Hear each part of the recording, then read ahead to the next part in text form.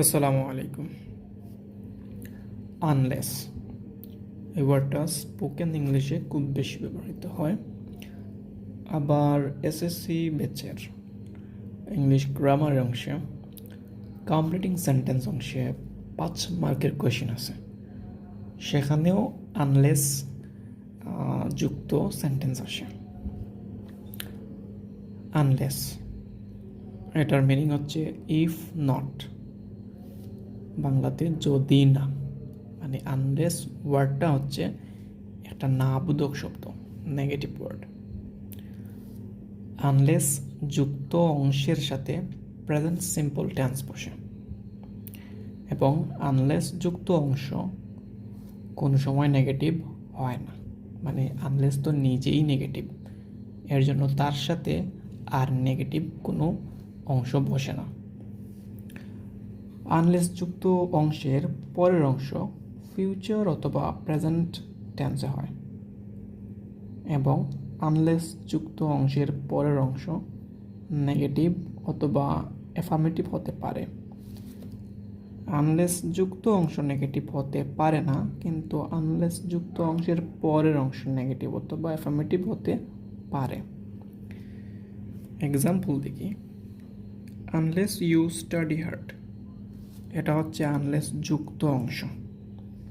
দেখো, আমরা বলছিলাম আনলেস যুক্ত অংশ প্রেজেন্ট ফর্মে বসে, প্রেজেন্ট সিম্পল টেন্সে বসে।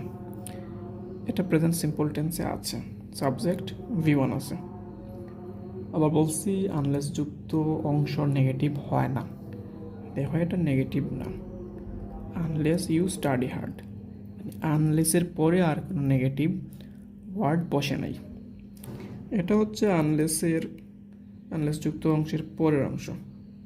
You will fail in exam, you will fail in exam. এটা কোন ফরম্যাট ফলো করছে? ফিউচার সিম্পলের। আনলেস যুক্ত অংশের পরের অংশে ফিউচার অথবা প্রেজেন্ট ফর্মে আনসার লেখা যায়।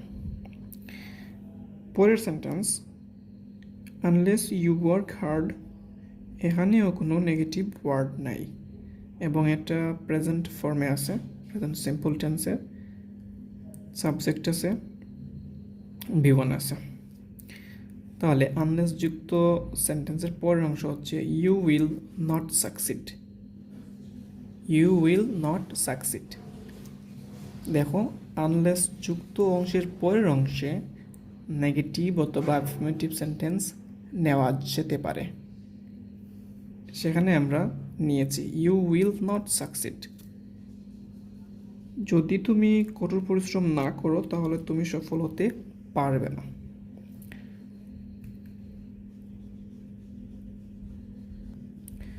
আশা করি তোমরা আনলেসের ব্যবহার, স্ট্রাকচার, এক্সাম্পল সহ বুঝতে পেরেছ। তোমাদের টেস্ট পেপার অথবা গ্রামার বইয়ে আনলেস যুক্ত আর অনেক সেন্টেন্স আছে যেগুলো অনেক বোর্ডে আসছে, সেগুলো দেখে বুঝে বুঝে প্র্যাকটিস করবা। আশা করি নেক্সটে আনলেস যুক্ত কোনো সেন্টেন্স পরীক্ষায় আসলে পারবে, এবং সেটা স্পোকেন ইংলিশেও ব্যবহার করতে পারবা। ধন্যবাদ।